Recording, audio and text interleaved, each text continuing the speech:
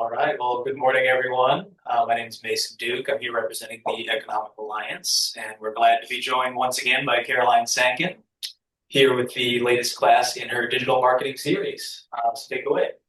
Thanks. All right. So today we are going to go over how to grow your business online. So that way people can know who you are and also visit you in person as well if you are a local physical store. There we go. So in case you don't know anything about me, I have put a few fun facts here. I like to give new ones every time. So the one that I always keep on is that I've been in digital marketing since 2010. So I've been doing this for 15 years. I am a middle child. So I think I act like a middle child also.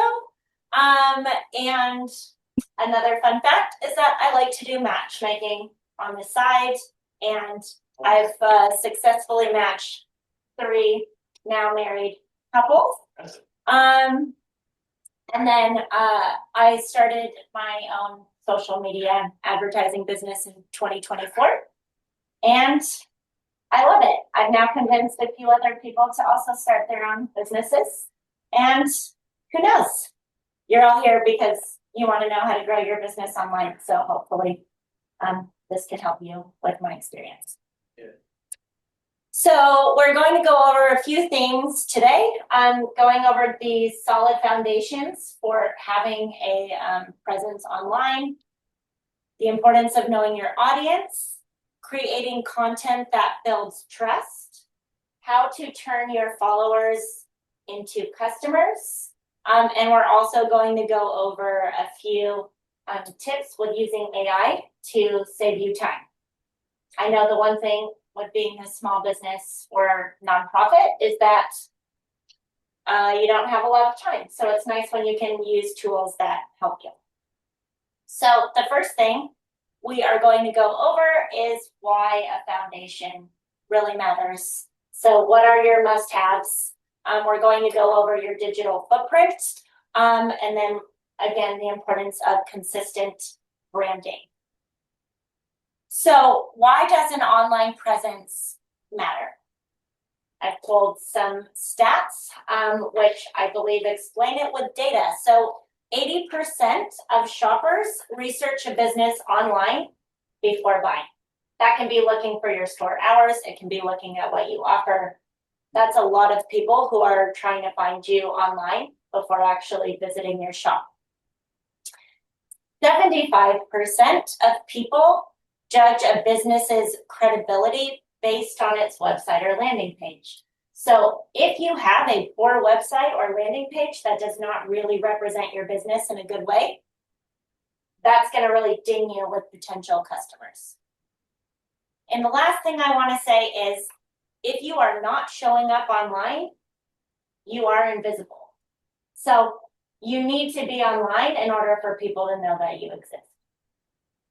Otherwise, you're just going to get, if you're a physical store, however many people walk by your store who look in your window, that could be 5 people, it could be 0 people, it could be 100, depending on where you're located.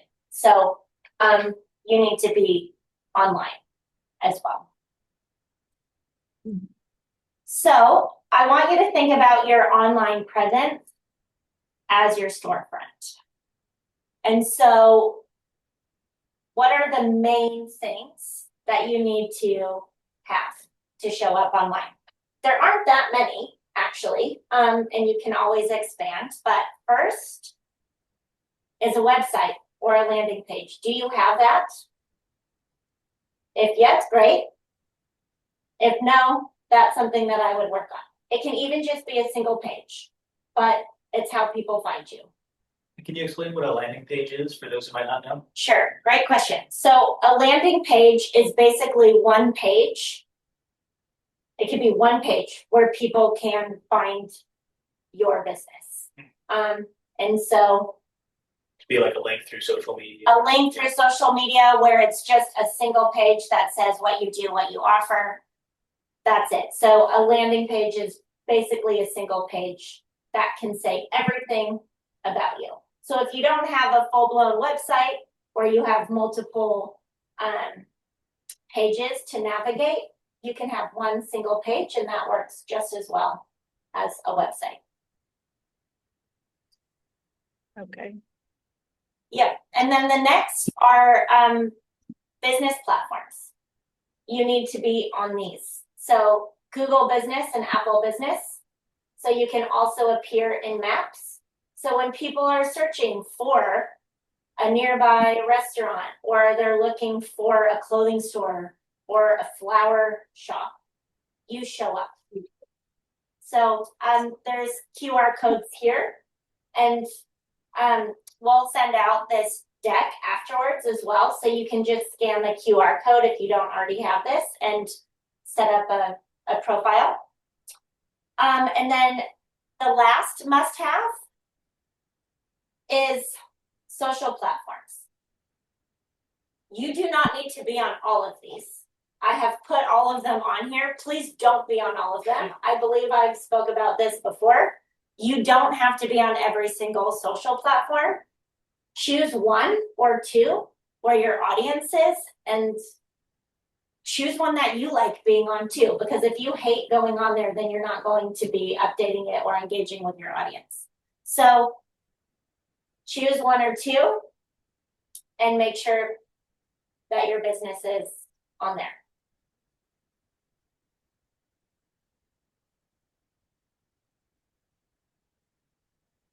All right, so this is a big one for really anything, whether it's your website or landing page or your social profiles. But these are the things that you need to think about and how to represent yourself. So the who, what, where. What is your name? What type of work or service do you offer? What are your hours of operation? And how does someone get in contact with you?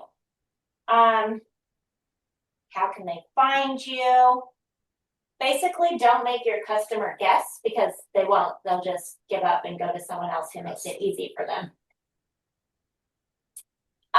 The why is also important. So you want to give your potential audience details about your business that would make them feel connected to you.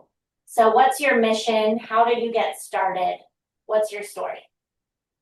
You don't want that to sound like a robot. You want people to be able to see themselves in what you offer and who you are and feel good about it. And then the identification part. So this all comes in your logo, your tone of voice, colors, typography. So you want someone basically to see something that you've posted or created and immediately be able to recognize that it's you. I put Nike up here as an example because they could not have their logo on something and you still know it's Nike based on everything, right? So branding matters. And so that's where it's important for you to think about, how do you want to represent your business or nonprofit online, and stick to it. Choose your color palette, choose the font that you want to use, and make sure that that is represented across everything. Any questions on that? All right. Not at the moment. Thank you. All right. That means we get to get into our first exercise, which is you get to do your own brand audit. So I want you to pull up your own business online, and I want you to do a Google search and type in your business name, and then also review your social media profiles. And so I want you to do that and then answer the following questions. Is your business easy to find? Is the info that you do find current? Does it reflect your brand's personality? And does your branding match across the Google search, across your social media profiles. And so this is where you can just take a few minutes. It doesn't need to be long.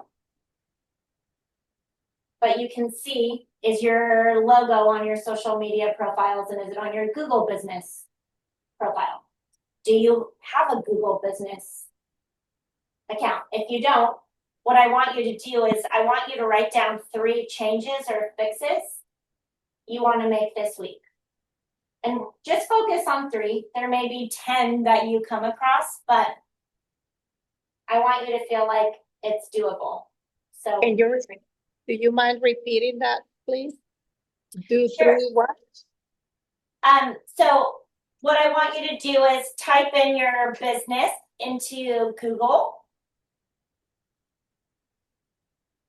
And I also want you to pull up one of your social media profiles.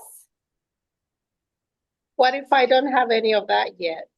Great, then that's a perfect place to start. So if you don't have that, then what I want you to do is write down 3 things that you're going to do this week. So maybe that can be for you, set up a Google business profile.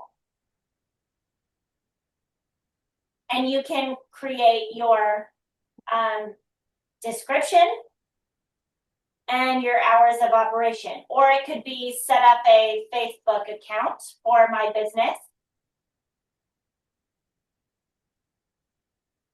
But you can choose 3 things that you want to do this week for your business, knowing that you don't have it set up yet. And maybe I'll go back to this previous slide.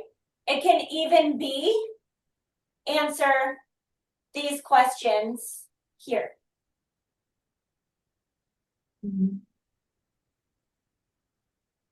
So right now, I don't think I can do any of this week. I'm out of the country and it's a family matter, and I just logged into this because I'm very interested in learning all of this. But this is not doable for me this specific week. And that's totally fine too. You can write it down as a reminder, and then when things calm down, instead of forgetting the main 3 things that you want to do, you can take care of it when it's convenient too. Sounds good. Thank you. Yeah, and maybe instead, as part of the exercise, you can look up a business that you like or go to online and see what it looks like in terms of the results on, like, looking at their website, their social media profiles, and if they have a Google or Apple business listing, hours of operation and things like that listed online. Okay. Yeah, you can find inspiration.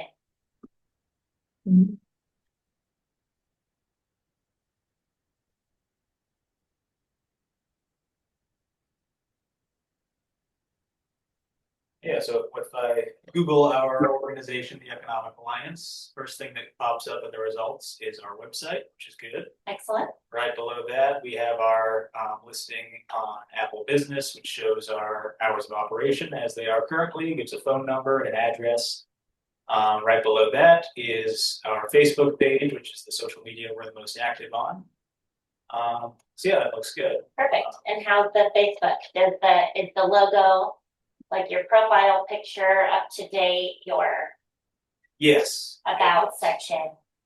It is. Yeah. And the website we're making frequent updates to as well, in terms of swapping out property listings and making sure our board members are up to date, things like that. So we do that frequently as needed. Perfect. You can give yourself a score on your brand audit. Be like A. And maybe you find things on there too where you're like, oh, whoops, I didn't think about including this, or maybe we do need an updated picture. Who knows? But it's always good to regularly look yourself up to see what's showing up, so that way if there are any sort of red flags, you can catch them and fix it.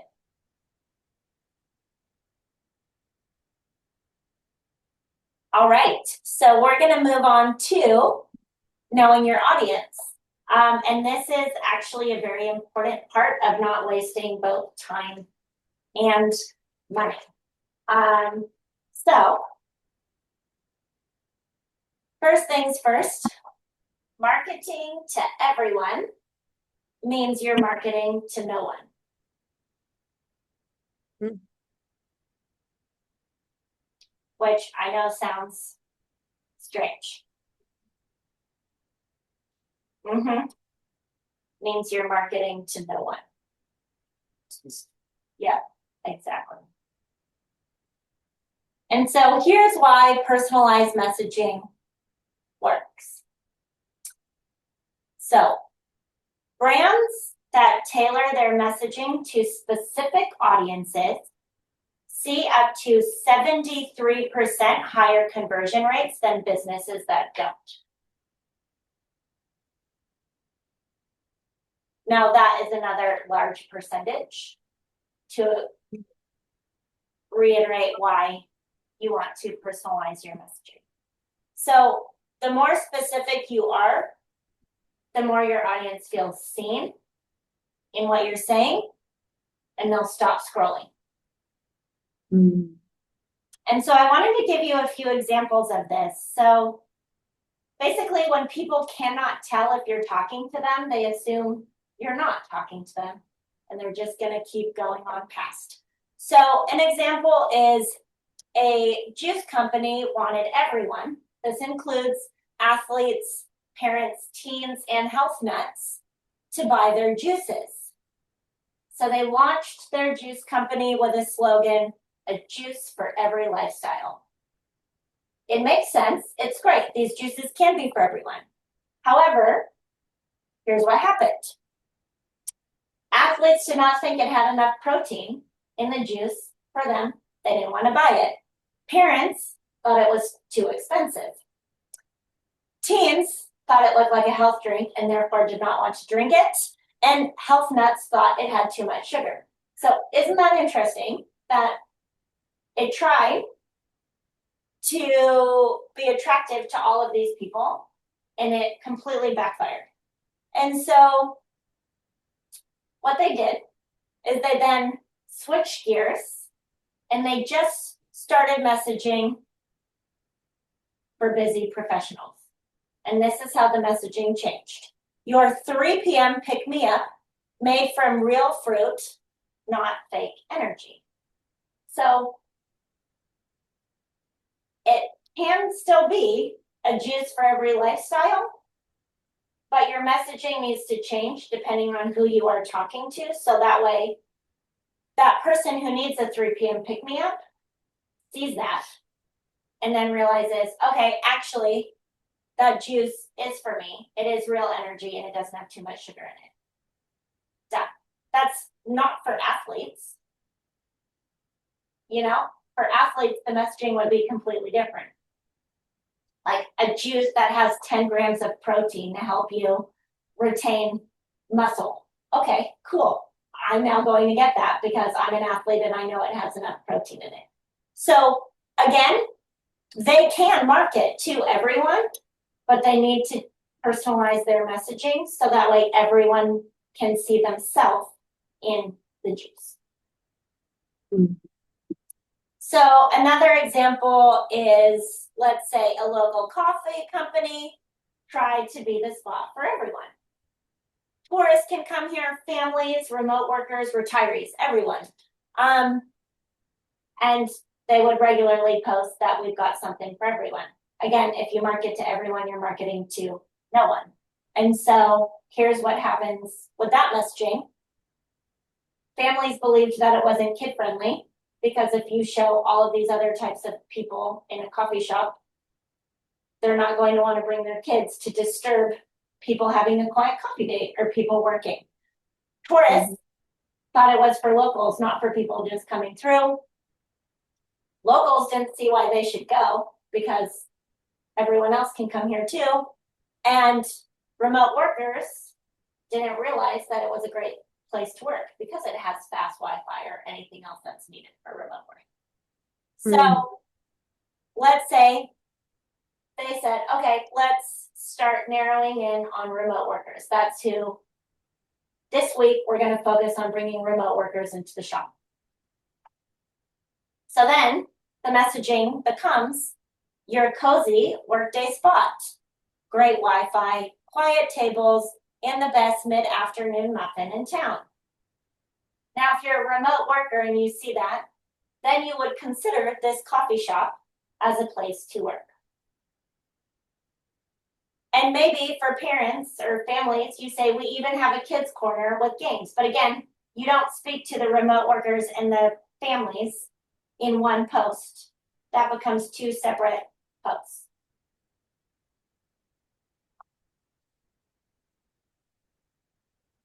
And so what does knowing your audience really mean? And the thing is, it's not just about demographics. You need to really think about your audience's psychographics. So you need to understand beyond just what's their gender, where do they live, how old are they, what do they care about, what frustrates them,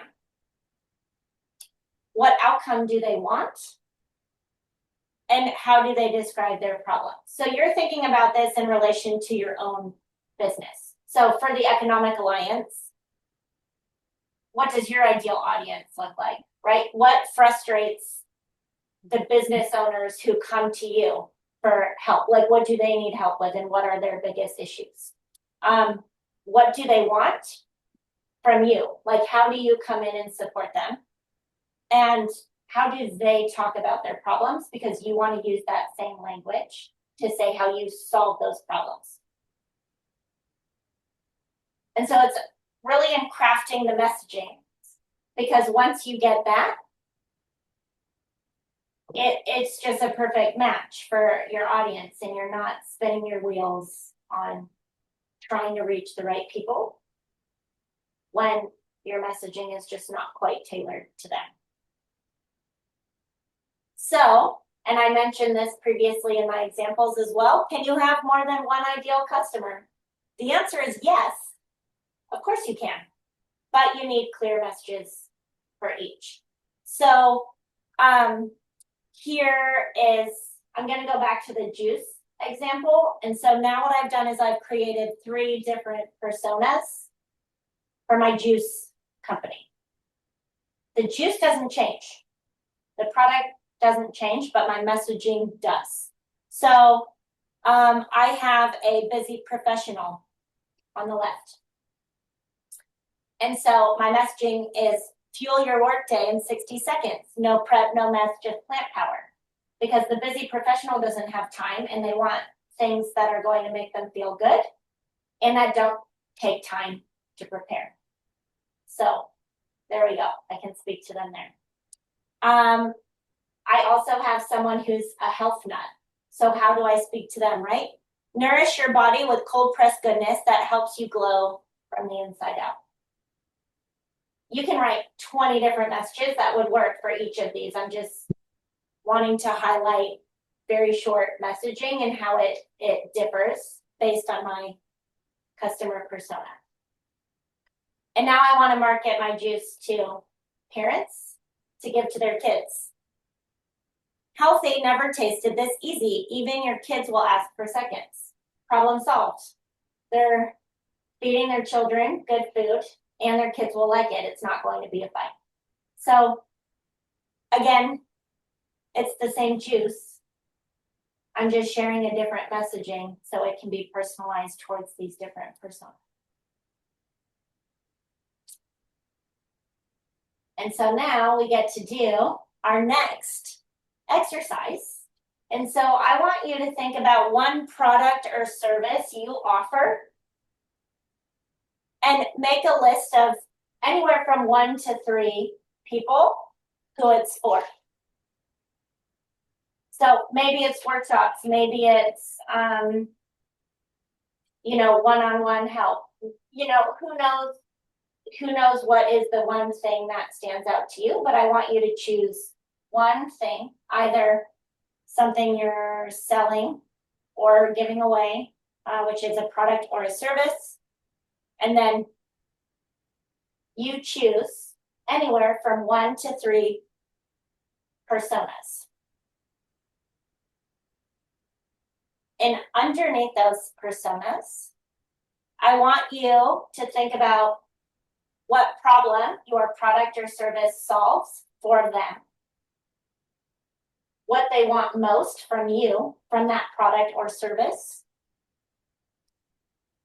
And basically, why they're frustrated without that product or service. So how does that product or service solve their frustration?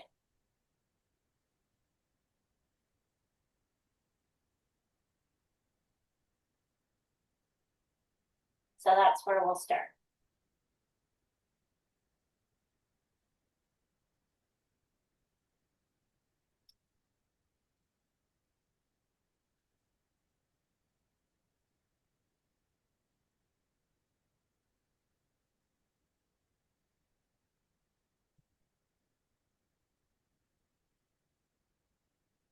Sometimes what problem it solves and what they're frustrated by can be the same thing. It's just framed in a different way.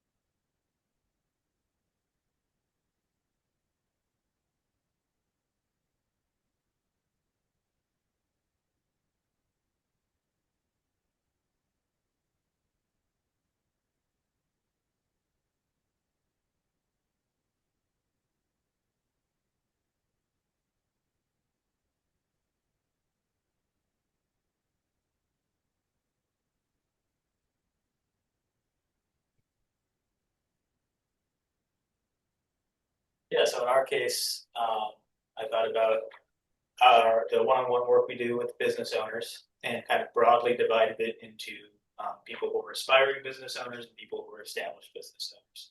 Thought about the different things that they are struggling with. Or when you're not in business yet, but you want to be someday, you're thinking about how feasible your idea is, what the market is for it locally, how you're going to get through the licensing process of getting a business set up and ticking all those legal boxes, and finding a source of startup funding if you need extra money to invest in that business.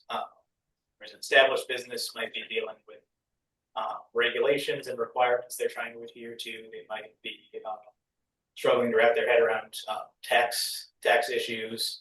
They might be trying to find employees or looking to kind of expand their marketing reach or get their business online if it isn't already.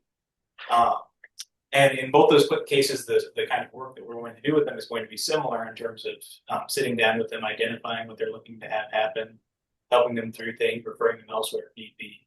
But the issues that they're struggling with and the exact services they're seeking are going to be different. Yeah, I love that. And those are two perfect examples of how your service could be pretty much the same.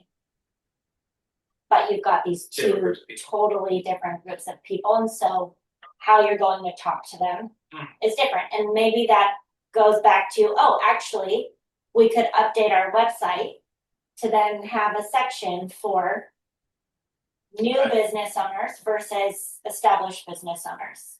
And maybe you create different checklists, you know, or a resource for new business owners versus established business owners where you know all of the issues that they're having. So you have, here's your getting started checklist. Have you done this, filed for this, blah, blah, blah.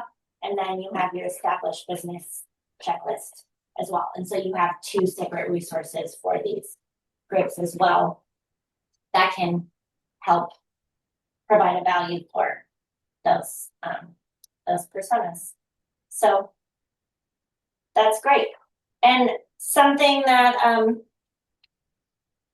you can also do, and again, these are things that we're going along this, so that way you can go back to your website or your landing pages or your Google search and say, am I actually addressing these people in my copy, and how can I do that?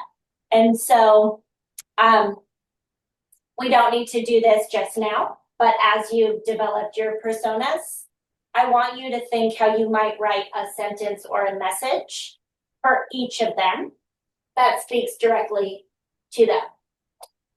And again, all of this is great practice to have, because that way you don't have to spin your wheels and come up with how exactly should I be talking to these people, because it's very clear what issues you're addressing because you've mapped it all out. So that way it becomes a lot faster for you to tailor all of your content and how you might be offering certain services to people once you have this all established. So again, this is a way to stop wasting time and money on things that aren't speaking directly to your audience.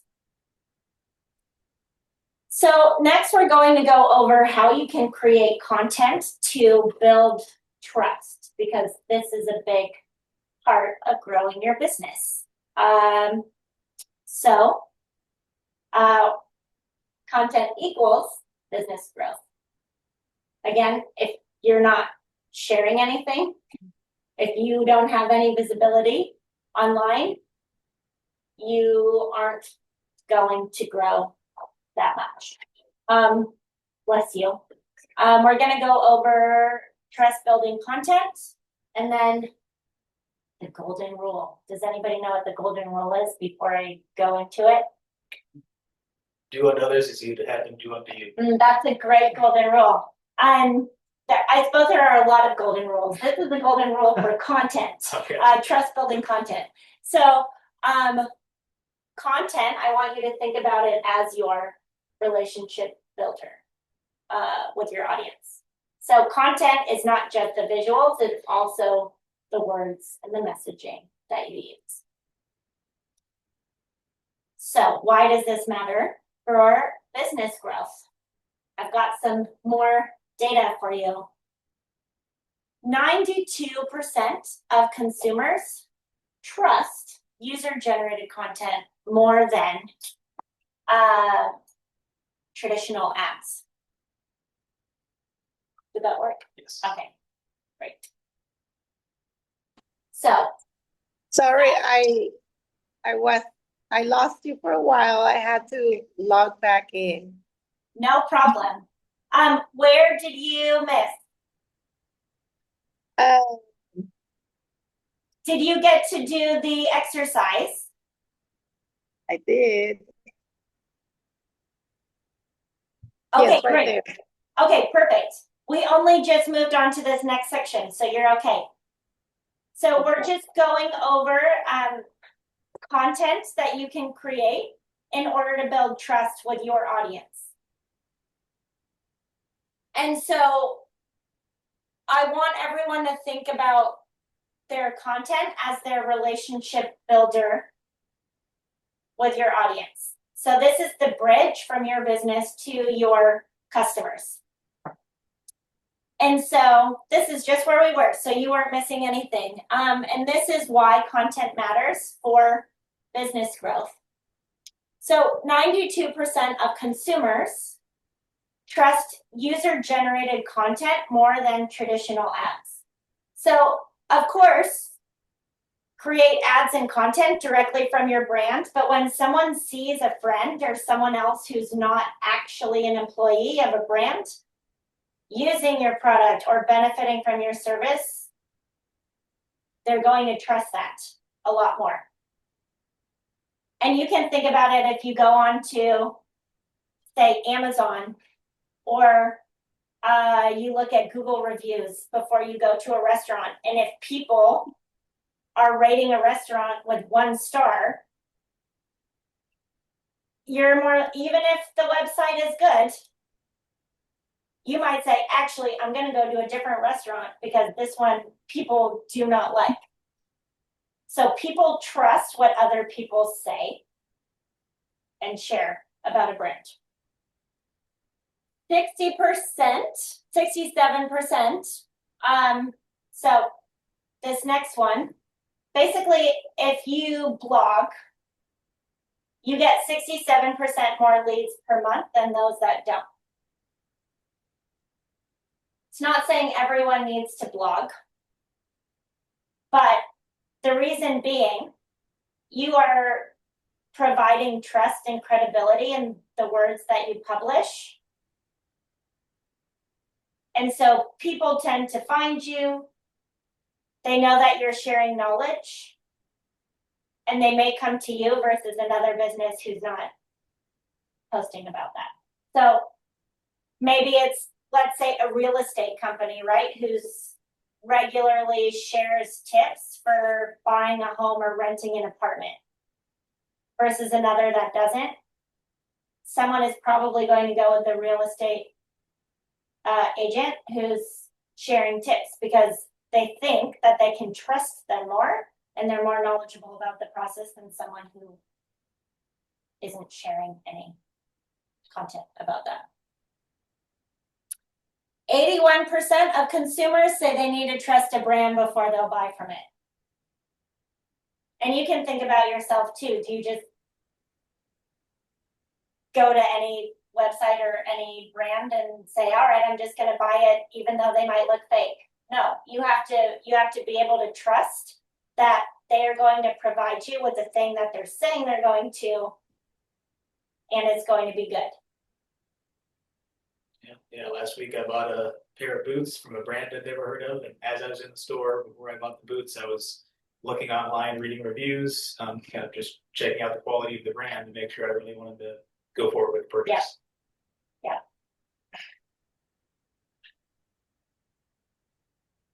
And I love when you have real life examples of like, oh yeah, I did do that. And you have access to all of this stuff at your fingertips. And so again, that's why it's important to be online as well. Just as Mason explained, you are in the store and still looking things up online. And consistent brand presentation across platforms can increase revenue up to 23%. So that's quite a big increase as well.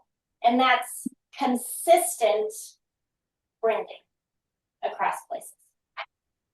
So again, if you look different on Facebook than you do on Google than your website, that is not going to help you because that's not building trust and credibility with your consumers. You need to have consistent branding across platforms. Can you imagine if Nike looked different on every single place? People would be like, wait a minute, what are these shoes? Or McDonald's. You know, you think about big players in the brand awareness game, and it's consistent across everything. Colors are the same. Font is the same. Logo is the same. It's always, you know exactly what you're getting. Same restaurants, like Olive Garden, no matter where you go, Olive Garden. what part of the world, it's always the same. Exactly. The same place, same, you Yeah. know? Yeah, exactly. And that matters. Yeah, it does. Mm-hmm. Now, might your messaging be different on different platforms if you're trying to reach different groups of people? Messaging, totally. Yeah. Mm-hmm. But how it looks Right. needs, people need to be able to see the connection. Identifiable. Yep. Yep, exactly. And so nowadays, content is not extra. You need it. And it's basically the foundation of how people come to know, like, and trust your business enough to buy. So there are 3 core types of trust building content. So the first is education or educate. I say educate, but educational type content. So this is where you teach your audience something that helps them solve a problem or make a better decision. Why does educational content help create trust? Because you are showing expertise and generosity. So you're helping before you're selling. It applies for everything, exactly. So a few examples are a local accountant may explain 3 things to do before tax season to save money.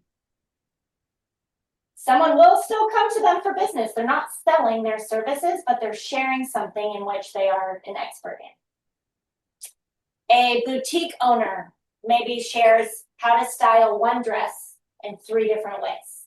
Okay, that's interesting. Again, someone pays attention to that. Now they're inclined to go into the boutique and check out their dresses.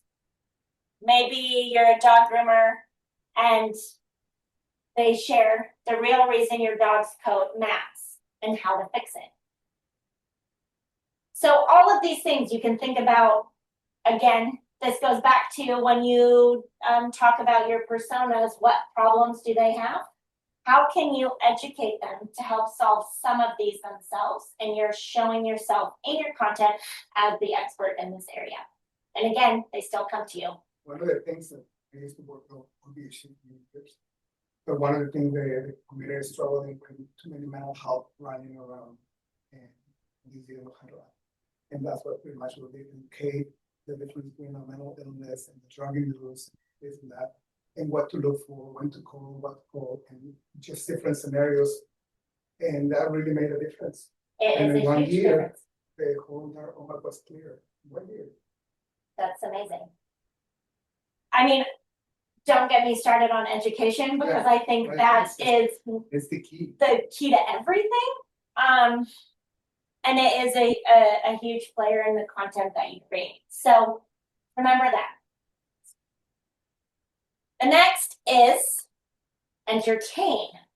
So these can be lighthearted, human, not corporate speak, or funny content that can show your personality and makes your audience feel something.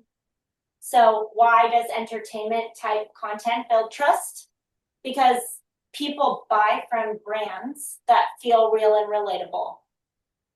And emotion means connection. So that's what you want to appeal to. So maybe a coffee shop like Freebird out here posts some sort of relatable meme that's like me before caffeine versus after. That's funny. A lot of people see that and say, oh, that's me. I need caffeine. And they're establishing themselves as someone who is relatable. Chick-fil-A. You're a cow, eat chicken. Yeah, exactly. You know, like, yeah, and you're like, that is funny. it is funny. And it sticks with you and you remember that it's Chick-fil-A. So maybe it's a florist sharing a time lapse of arranging bouquets. And it's like, oh, that's cool because a lot of people don't know how to do that. And this is how you might make something. And that's entertaining. Maybe a marketing coach can poke fun at trying to make everything perfect with a blooper reel of like, whoops, that was wrong. That was wrong. You know, something like that, that is entertaining, that people can relate to. And again, that shows your personality. This is where you can show you as a person. And then the last is showing proof.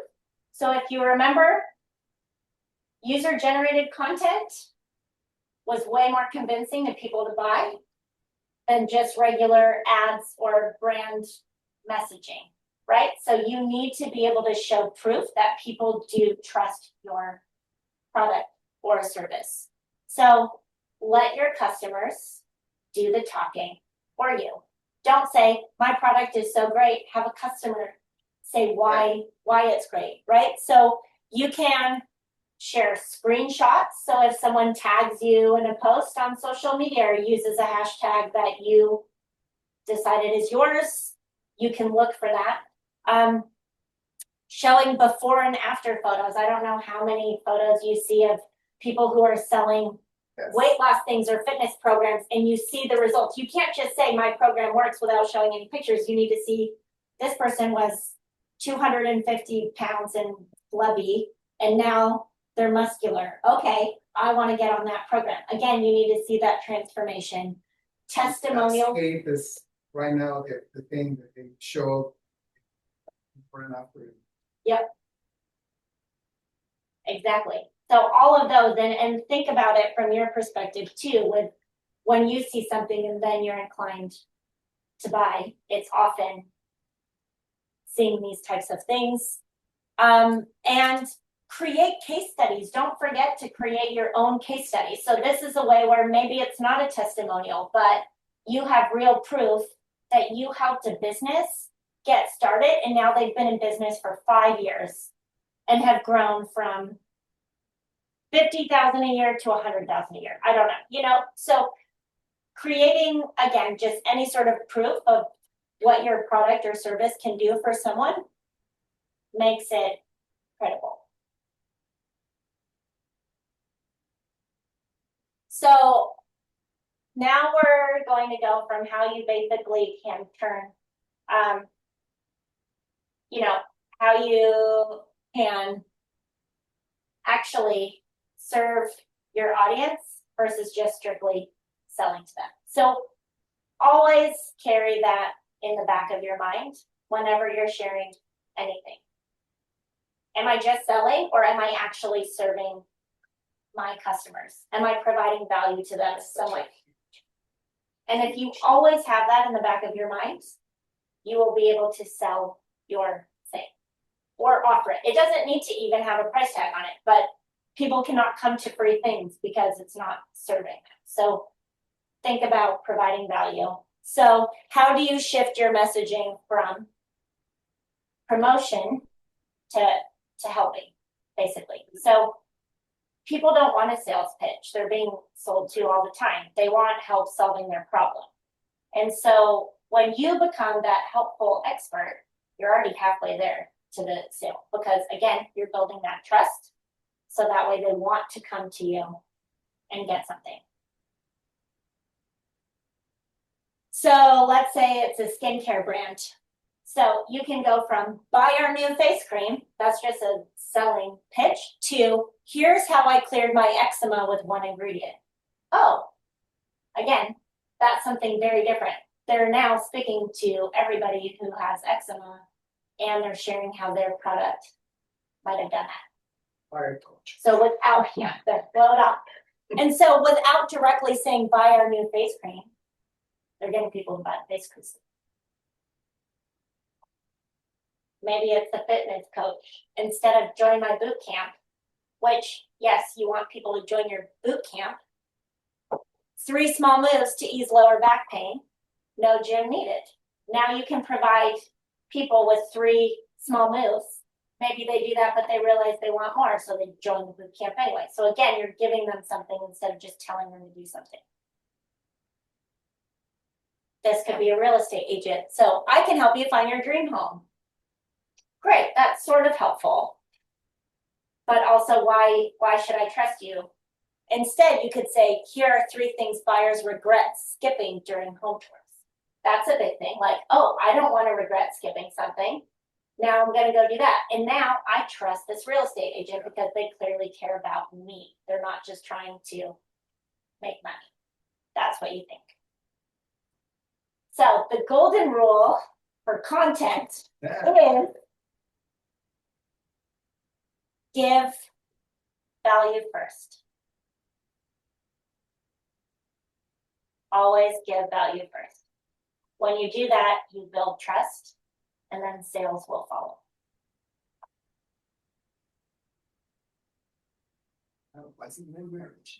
Yeah. So, just to put it in a sentence, right? Instead of what can I sell today? Instead, you can ask, what can I teach or share that makes my audience's day easier, happier, or smarter? I think it's important to understand your product too. So many questions that people ask, I don't know. Yeah. What you're offering.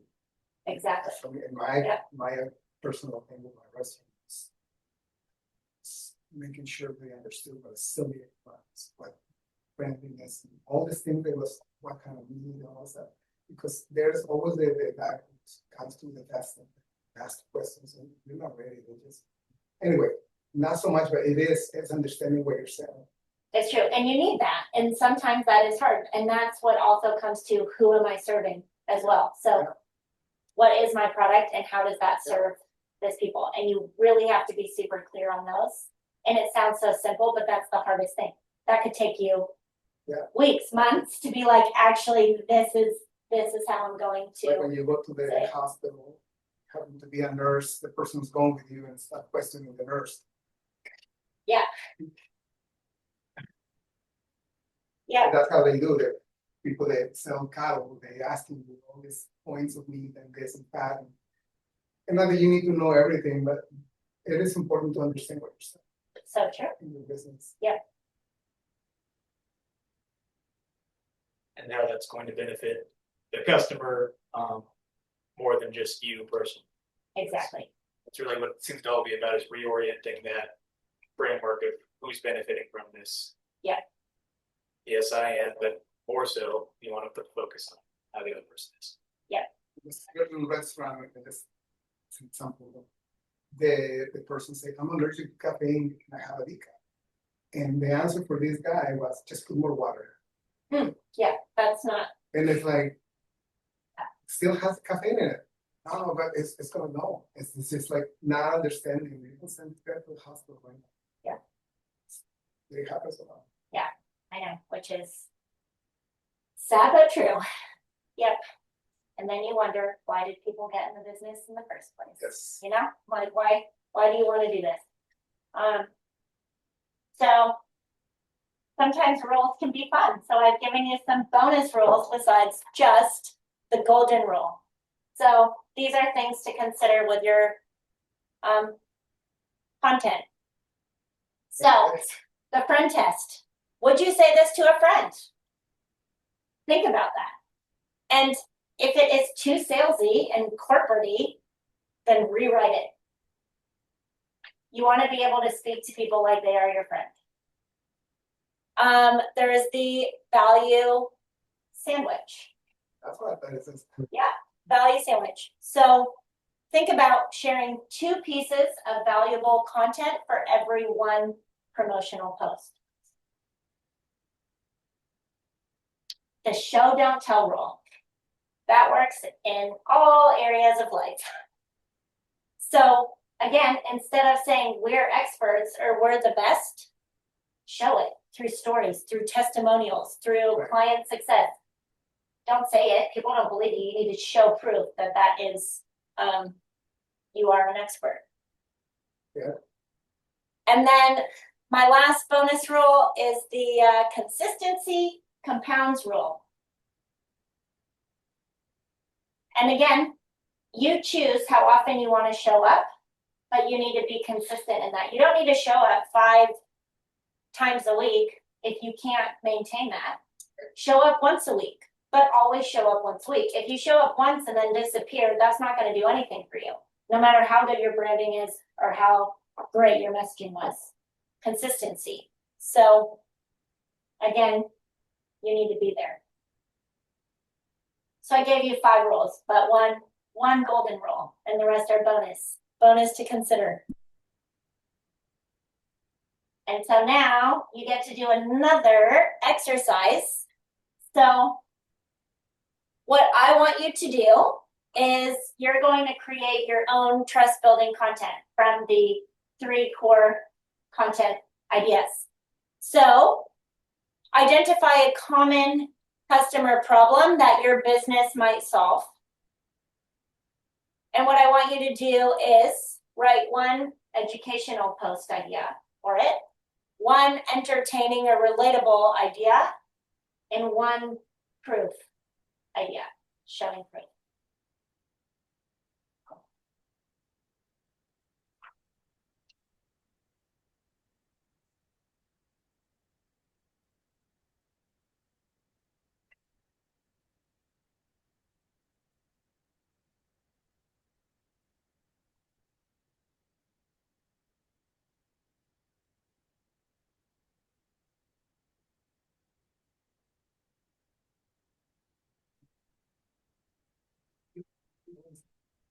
Oh, post Yeah. idea, yep. So it doesn't necessarily need to be all written out, it can just say, I wanna share 3 tips about this, or I wanna show a behind the scenes video of me doing this, yeah. I wanna show a graphic of a cow with all the cuts of meat and what they're good for, you know, so different things like that, it just needs to be an idea.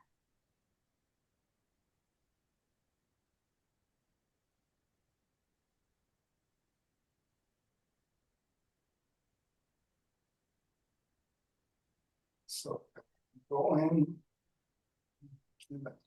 a common problem that your business solved. Mhm. One of the things I did was create. I'm not a chef, but I was under chefs from all the world, so I learned all the techniques that anybody that goes to school learn. Mhm. And one of the biggest techniques you can learn is one guy, huge says, do not learn recipes, learn the chemistry, and you can cook whatever you want. Mhm. And that's one of the things I said in my restaurant, because everything was made freshly. It was, I came with a problem with diabetic, celiac, shellfish, were not problems, because it was, and it's the whole system was created like that. Mhm. To no matter what the problem was, and was that. And then the educational idea, I suppose, one of the things they asked me, I always explain the qualities of like pastas. I have my celiac is corn, I'm allergic to corn, and I always have a second just in case. And I didn't have the pastas cooked; everything was brief, kind of set. Yeah. And and educational was the also their quality was fresh and was made to them. Our steaks were hand cut at the moment because not everybody likes it anyway. We have a way to do it because we work in that. And their entertainment was sometimes we did things in the table. This is before I got sick and it's collapsed. That's a lesson I learned that you need to transmit your knowledge. Yeah. Anyway, we did a lot of presentations of trainings that were hilarious or help people make people be happy. One of the slogans I have is "Come hungry, live happy." It's one of my slogans. No, it was the red rooster was something to crow about. Anyway, but and the proof of ideas is I always tell them make sure when we put something on Facebook late, when they come here, that's what they're gonna see. And the hardest thing for me was make sure that your plate tastes like it looks. Mhm. Because a lot of times you go and get those things and Yeah. because it's not an ideal and so when the chemistry happens, you will know your product and you just learn the things. So that was in the beginning, but Yeah, but those are all great things, and even showing a video I of did, someone I did taking a video. bite of the food and their reaction afterwards. I did a video to put it in the movie theaters, but then at that point COVID was too advanced. Yeah. I couldn't do it. But I still have a video that it was like that. Yeah. How everything was made fresh and it was clipped fast. I didn't know anything about the reel. Like, that's why I was thinking, oh my gosh, I wish I would know that. That's what we do. Round 2. Yeah. Yeah, so with the Economic Alliance as an example, you could have an educational post, like detailing where you go to get a business license and the steps involved to go through that process. You could have an entertaining one that's a meme of someone saying, you know, me when I log on to the Department of Revenue website. That's really good. Yeah. And Ruth, you could have a testimonial from a new business saying, I recently made my business official and the Economic Alliance helped me to navigate the regulations and government websites required. Perfect. Yeah. Exactly. Yep. Hmm. Yep, you can even create a, you could do a reel of like flashing through all the different business license of businesses you've helped over the years. You know, it's like we've been around for this many years. And then it's just like, look at us. This is how many businesses we've helped or their logos, you know, different things. I love that. I'll man the Department of Revenue. I relate to that. I'm like, yes, exactly. Every single job, business is so different. It is. Yep, and trying to understand them all and then the new things that come out. It's always fun. Now, but it's construction. We went through a long period of things that they're requiring. Yeah. And there's a month and a half and nothing. And it's because it's a place there that now you put LNI, never mind the LNI is a thing that you didn't put LNI. You just left the government agency that you didn't put, so they didn't call or don't say anything. Yeah. It just, the lesson to learn for me was, hey, a certain time, I need to ask the client to persist and call. Yeah. It's not- Follow up. Government stuff. Yeah. I feel like they could make it easier, but I don't know. Someone's got to really understand all the systems in order to. It takes a lot to make Costs it you a lot of money easy. to hire. Yeah, exactly. And they don't. So there we are. So we are going to move on to how do you turn your followers into customers? And a follower doesn't necessarily need to be someone on social media who actually follows you. It could be anybody who comes across your content, comes across your website. How do you turn those people into actual customers? So we're going to look at the customer journey and the golden question. Another golden, that's right. It's fall. So we've got to go with golden color tones. Yeah. So people do not go from new follower to instant buyer. Your job is to guide them every step of the way. So what does a customer journey really look like? So it starts with awareness. Who are you? So this is where you want to be visible and memorable. So maybe they just discovered you through a post, an ad, they heard about you from a friend, or they searched you. Step one. Step two is interest. So now they think, okay, that's sort of interesting. So your goal is to build curiosity for what you are offering and connection. So you need to connect with your audience here. So this is where they start engaging with you, whether it's liking, saving, or following. Maybe it's sharing some of the content that you're putting out there. Like I would share that post about the Department of Revenue, for example. That's hilarious. Then you move them into the consideration phase. So they know who you are, they're interested, and now they're considering supporting you or buying from you. So this is where they have not yet purchased, but they're getting closer. And this is where you really need to build trust and show results, because you're trying to get them over that hump to buy from you versus someone else who's offering something similar. Then you move to stage 4, and that's where you get them. They're ready to finally buy from you because they've considered you against the competitors and they trust you and like what you're doing more than someone else. So this is where they finally either book a session with you, they buy something, or maybe it's just inquiring about what you offer and you've got them through the door. Your goal here is to make it really easy and exciting to buy or support you. Again, people do not want to jump through hoops for anything. So make it easy. The only reason the Department of Revenue can do it is because you have to use that. If there was another option, I'm sure people would do it. Talking about getting easy, I know I'm old, but all restaurants wants to save money now. They want me to do a QR code. Yeah. If I'm an older person, I don't know what to do that. And they don't facilitate ways, and the new generation say, well, get over it, get actualized. Yeah. And I don't want to get actualized. I want to go to eat. I want to go do this. No, I wanna go on my phone. And be figure always it on out, your and I phone. can't even see. Yeah. So you can have a QR option and You know? a menu. Provide it for people, exactly. Good shit. Mhm.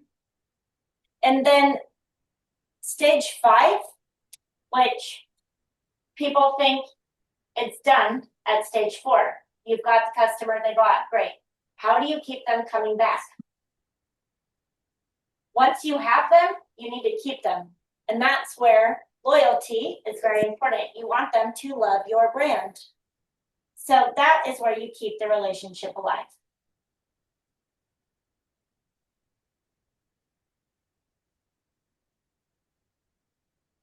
So why does this journey matter? And again, as I said with content, here you're not just posting for fun. This is all part of your business growth.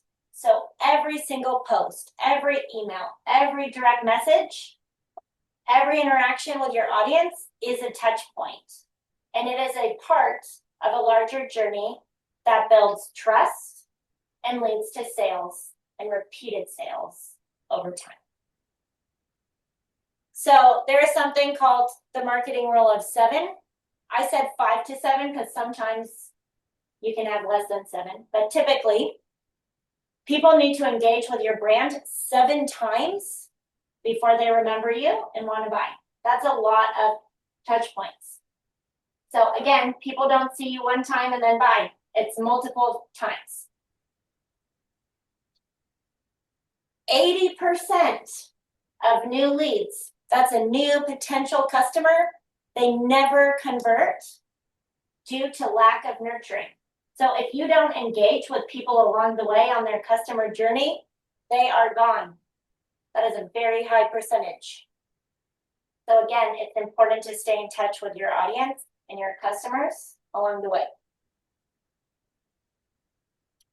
50% more sales for businesses that excel at nurturing those leads than businesses who don't.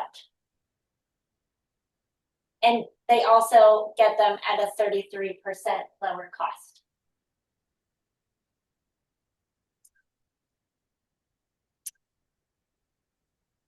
And this is where stage 5 really matters, because loyal customers are 5 times more likely to repurchase and 4 times more likely to refer a friend to your business.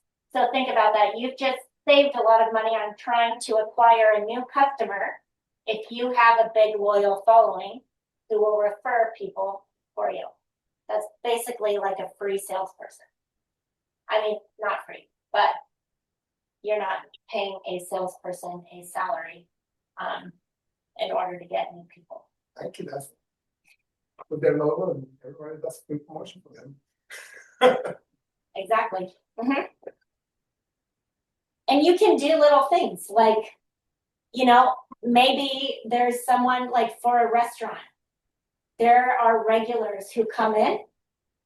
You give them something free when they dine in. It's something small, but they're going to keep coming back. And maybe it's here's a little dessert, or here's a free drink, or, you know, something that doesn't matter that much to you that makes a huge impact on someone who is there as a customer. Create a good experience. So here's your golden question, my gold. What I want you to think about is, what does my audience need to see, hear, or feel before they're ready to buy? So if you understand that, then again, that's what you put out there, and you help turn those interested customers into loyal customers.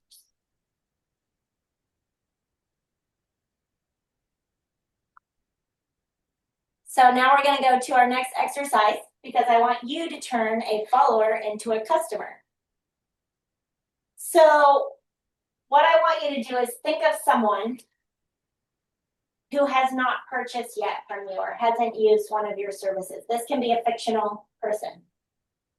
And what I want you to do is plan out an action. So again, this is just high level, think of something small that you could perform at each of the 5 stages of the customer journey to move them closer to a purchase.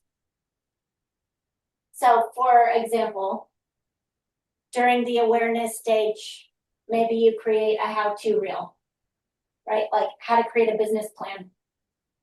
And then interest, how could you keep them interested where they might consider you using you. Then think about the consideration stage. So where they might be looking at you and other people who are doing the same service. So how do you convince them at that stage? And then conversion. How do you do it?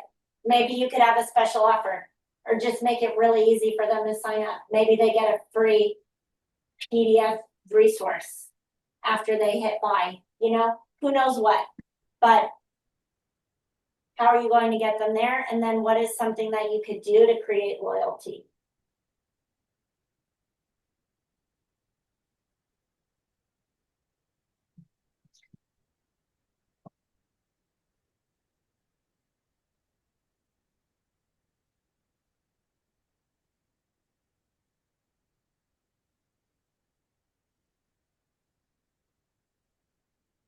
And again, keep it super high, keep it high level. You can see what I did here. I mean, you can make it as descriptive as you like, but the purpose of this is I just want you to give yourself a little bit of a framework for something that you could create. You know, maybe it's writing a blog post, it's sending out an email.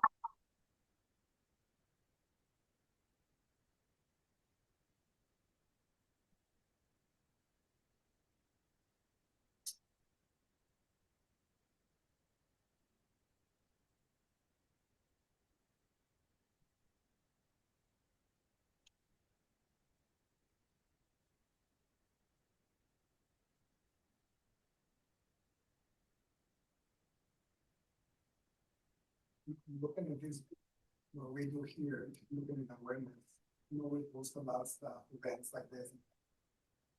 I'm thinking, I know you can go to the website and it says it, but not very often we post something simple and we can help you with. We have people experts on More of an education. motivation.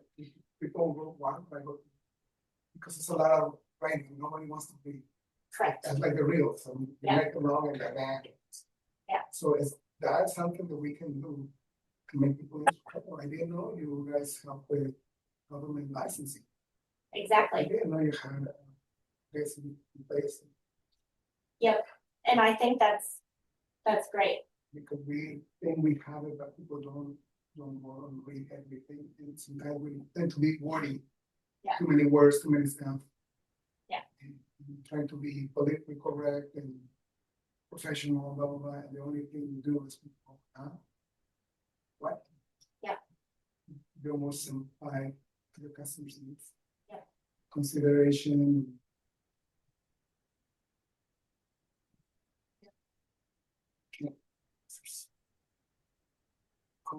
But even consideration can be more educational Yeah. type content too, you know? And you bring up a good point of people don't read, and people don't watch long videos either. You've got roughly 3 seconds. And if you have a lot of things that you want to share with someone, break that out into multiple posts or multiple pieces of content. And then, ta-da, you also don't have to create a ton of content. You have it all right there. So if you want to tell people that you help with business licenses, that you help with grants, that you help with, I don't know, 5 things, that's 5 posts.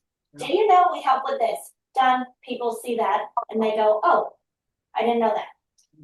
And loyalty, I think, can be beneficiary after somebody you help them and to keep that conversation. How are you doing?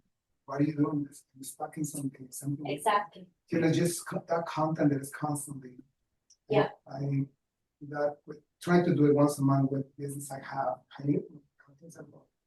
and trying to hear what you don't hear, because sometimes they don't express, Mhm. but just by the content of their bingo, the Yeah. things that they're talking about, it's, well, you mean, we have this, and so then that, oh, I didn't know.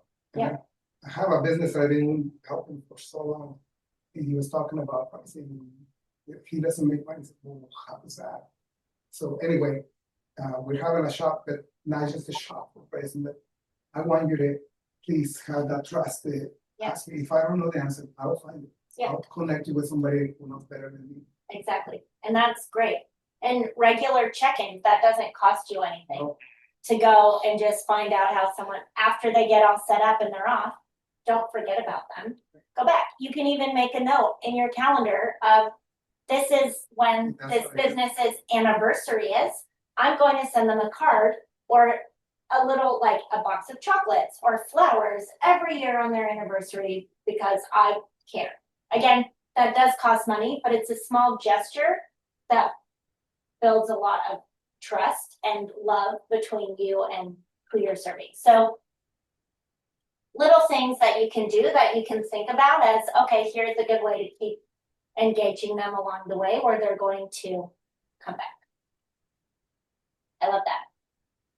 So now we're going to go into how you can use AI to help you with a lot of these things. So AI is not going to replace you, and it is not going to replace your creativity. It is there to help amplify your efforts. So what I want you to do is think of AI as your assistant who you do not have to pay, and it never gets tired of brainstorming and working problems out with you. So it is amazing. So we are going to go over how AI can help you grow your business online, going over all of the things that I just went over, but how you can use AI to help you. So I had you manually do all of these exercises. You can go home and have AI do all of it for you in a matter of 5 minutes. So AI can help you optimize your online presence. So you went through and did a quick audit, but you can have AI help you write SEO-friendly website copy. It can write your meta descriptions or Google Business Updates. So things that it can also do is do keyword research for you. So it can do competitor analysis to understand what are other businesses using for keywords and what should I use in my Google Business profile so I show up on page 1 of searches when someone is looking for small business help. You can type in your name and obviously you will show up. But what happens when you type in words that are related to your business? Who's showing up on page 1? Google only shows the first 10 results. So if you are not in the first 10, people do not scroll past page 1 oftentimes. They often don't even scroll to the bottom of the Correct. page. Yep. So it can help with website copy. You can copy and paste your whole website copy into ChatGPT and say, can you make this SEO friendly for this type of business? It can create your social media about sections and your Google Business profile. It can do a lot more than that, but I'm just giving you a few examples. So, for example, you could prompt it and say, you're a local SEO expert. You want to tell it how it needs to be first. So you're giving it directions. And then you can say, write a Google business post for, what is your business name? Located in, where are you located? That promotes, what do you want to promote? And include keywords like, put in your keywords. Keep it under 150 words. I want my brand tone to be friendly and personable while being informative. So again, you're also telling it how it should write this copy. The more descriptive you are with your AI prompt, the better the output is. So again, it can just do all of that for you. You describe your business to, say, ChatGPT or Google Gemini, and you tell it to write all the copy on your website. and then you want to edit it, don't just copy and paste what it gives you back or give it some feedback. But it is going to, without you having to hire someone who specializes in SEO, it can do that for you. And SEO here stands for Okay. search engine optimization, Yes. right? Yes. And that is how you appear in the first page of Google. Can you repeat what SEO means? Sure. It means search engine optimization. Okay, thank you. Yep. And again, that is how you show up when someone searches for either your business name or keywords related to your business in Google. So it is important that it is SEO friendly, so you show up on page 1 for anybody looking for the type of business or service you offer. It can help you understand your audience. So it can do things like analyze reviews. So you can say, here are all the reviews that customers left on my Google business profile. Tell me what customers like and what they don't like. How can I improve? It'll tell you all of that without you having to scroll through all of them. You can understand your customers' pain points and desires. So I can say, I am starting my social media advertising business, and I want to help small business owners. What are their main issues when it comes to advertising on social media? What are the frustrations that they have? What do they not know how to do? Please identify the top 5 to 10 pain points for small business owners when it comes to social media. And it will give me a list of all the things. And then I say, okay, great. Here's how I can now use that information to tailor this. Yep. So different things that it can do. It can summarize customer reviews, identify patterns and feedback. It is really great at doing things like that. So you don't need to necessarily look for trends across 100 comments. It will do it for you. Yep, it can analyze social comments to see what people care about. It can do competitor analysis, which is really great. You can say, these are my competitors. Here are their websites. Can you please put together, actually don't say please, you don't need to have manners when you're using it. You are not supposed to. Can you put together a competitor analysis of my business versus these? Yep. And tell me where I excel versus don't.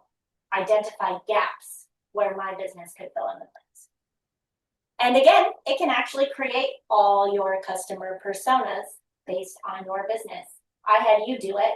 You can ask ChatGPT or Google Gemini to create your customer personas for you. Describe your business or your nonprofit and say, what sort of, can you build out customer personas for people who might benefit from it? Give me demographics, give me psychographics. I want to understand the psychology of my customers, and it will lay it out for you. So you can have an example prompt as summarize what my customers value most based on these testimonials. And then you can copy and paste a few testimonials or link to a page full of testimonials.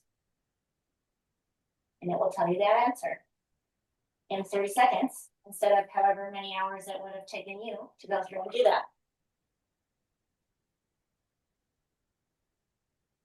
It can also create better content for you and much faster. So again, you can say, these are my customer personas. Create a social media content calendar that addresses all of these different personas. Write out post captions. Give me ideas for content that I can create with images and videos that I can put together. And it, again, we'll do that in about 30 seconds versus you spending hours or days trying to do it all yourself. So an example prompt, again, you need to be specific. But I could say, create 5 Instagram post ideas for a yoga studio owner who helps busy moms find calm in 15 minutes. I want these posts to be educational. I want them to be entertaining. And I want at least one post to show social proof. See, so I'm giving it again more context, so it's going to give me exactly what I asked. So things it can do, generate post ideas that speak to each persona. It can repurpose one piece of content across formats. So you can say, I created this Instagram post and I want to feature it on my website. I want to feature it on Facebook, and I want to turn this into a blog. It will do all of that for you. It can draft captions and also scripts, full-on scripts in your brand's tone for videos and anything else that you want a script for. It can edit and also refine your drafts. And again, it can generate SEO keywords and titles. So you can say, I am posting this on social media and I want it to be searchable and increase my SEO ranking. Can you suggest hashtags and keywords that fit with this topic?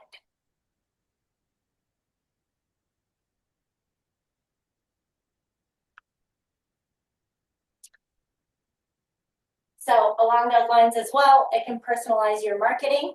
So again, it can take your content, it can take your emails, and it can basically recreate them in different tones for your different audience. So you can write one thing and it'll generate it in 5 different ways for your different personas.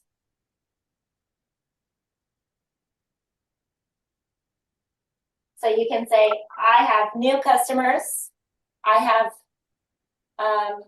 or you can say, I have prospective customers, I have new customers, and I have customers who are loyal to me. What sort of special offering can I provide to each of those along the way? Again, can help you with any of these things. It's great for brainstorming, so use it in that way. You can also, this is a pretty fun one and quite helpful for businesses as well, is it can analyze your customer behavior based on here's what people are buying, here are the most popular menu items, to predict what they want next. So you are a step ahead of understanding what it is that they want maybe before they want it. And you can offer that to them. It can save time on the boring stuff like admin work. So maybe you spend a lot of time writing emails back to people and the questions are always very similar. It can draft emails and replies for customer inquiries. You can say, these are the most common ones I get. Can you put together templates? Then you just have to copy and paste. It can summarize long documents or meeting notes. I wanted to create ads for an olive oil brand. And someone mentioned a book on what makes good olive oil. I don't have time to read a 500-page book on olive oil. I said, here's a book written by this person. Can you please summarize the main points of this and tell me the benefits of olive oil that has been processed in the last year versus not? It summarized that whole book for me in less than a minute and gave me a total breakdown of the differences between good and bad olive oil. And then I could create content based on that. It can plan your content calendar for you. And it can create checklists and templates for repetitive tasks. Maybe every single new business owner who comes in has the same thing that they have to do. You say, break down a list of all the things a new business needs to do and who they need to register with and create it into a downloadable resource or a checklist that I can provide to these new businesses who come into our office. Done. You don't have to do it. AI will do it for you. Double check that it's correct. But, it's really easy. It can put together even a strategy for you. If you say, I want a 4-week social media calendar. And I can only post twice a week, but I want to grow my follower base by 100 people a week. Put together a plan for content I can put together in 4 weeks, knowing that I can only post twice a week. Yeah, it will do it for you. And lastly, we're almost done, everyone. This is how you can use AI to nurture followers into customers. It can build out your entire funnel for how do you engage with a customer from the very beginning to following up. You don't necessarily need to create it yourself. It can write nurture sequences for you, knowing what issues your customers have along the way. It can draft follow-up messages. You give it different scenarios. You say a customer came, added this thing to their cart, but didn't buy, what should I do? Certain things like that.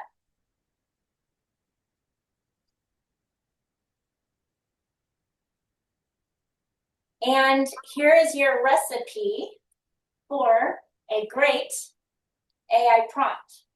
First, you need to assign a role to AI. Tell it what it is so it knows how it needs to respond to you. It can be anything. Next, you need to give it context. So give it background on your business, everything that you can possibly give it. Then you need to give it the goal. What do you want AI to do for you, knowing your business? Then you need to tell it who you're talking to. Because again, you need to personalize your message. It needs to speak to different audiences. And then you need to tell it the tone and style in which you want its response to appear. So your AI prompt should not be one tiny sentence. That is not going to get you a good answer. You need to give it quite a lot of detail. And so yes, maybe that takes you a few minutes to put together, but it is going to save you hours of time with what it comes out with. Yeah, and this prompt engineering is really important too, because if you're just putting in very simple short prompts, you're going to get cookie cutter responses that people instantly recognize as AI. That tanks your authenticity, which is bad, and it's going to look exactly the same as everyone else who's putting in very simple, easy prompts. Whereas the more work you put into the prompt, the more unique and specific what you get out of it is going to be, and more useful it's going to be for you. Exactly. And again, when you think about it as your assistant, if you are training a real assistant, you need to be specific with what you want them to do, right? So this is going to become your assistant who's there to help you all the time and doesn't give you sass unless you say, give me sass, and then it will. But for the most part, it's actually quite friendly.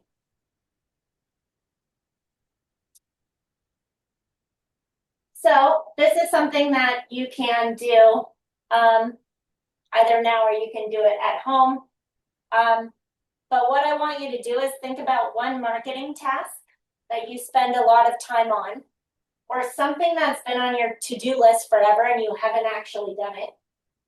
So it could be a goal or something that you do that you hate doing. And write a detailed prompt using that recipe for a good prompt. So the 5 parts: role, context, goal, audience, tone, and style. And then I want you to test it out in ChatGPT or Google Gemini. And you can tweak it until it feels on brand for you.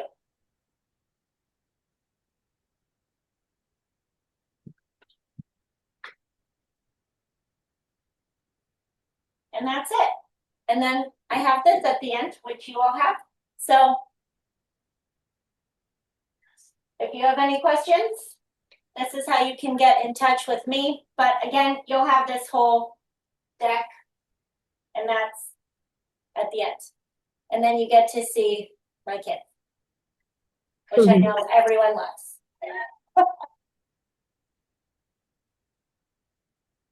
And there's that. Any questions? Or feedback? Was this helpful? This has been great. Okay. I'm glad there is all this help out there, especially AI. But right now I really have to get going, but I appreciate all of your time, and I know it's gonna be very helpful for me. Thank you so much. Okay, well, thank you for joining. I know it's hard. I have you on my phone, so the screen is very small, but I was able to connect. So yeah, I'm kind of in a remote area, but I still have some good data here on my phone. So that's good. It was good. Oh, good. Thank you. Of course. Mhm. Yeah, thank you, everyone. Thank you, Caroline, for returning. My pleasure. And would you like to quickly plug next month's class if you have the info handy, just to give everyone a teaser? Oh, yeah, so the second Tuesday, of every month, so, oh, wait, it's November, Next month, it'll be Thursday, on, is it the 13th, I think? Sorry. See, I need to pull up my calendar, so hang on a minute, because I can. It is the 13th of November, same time. And it is going to be an intro to Canva. So we've gone over a lot of how to create reels and very basic things. And this is going to be a full session on how to use Canva, which is a design tool. Mm, okay. Thank you. All right.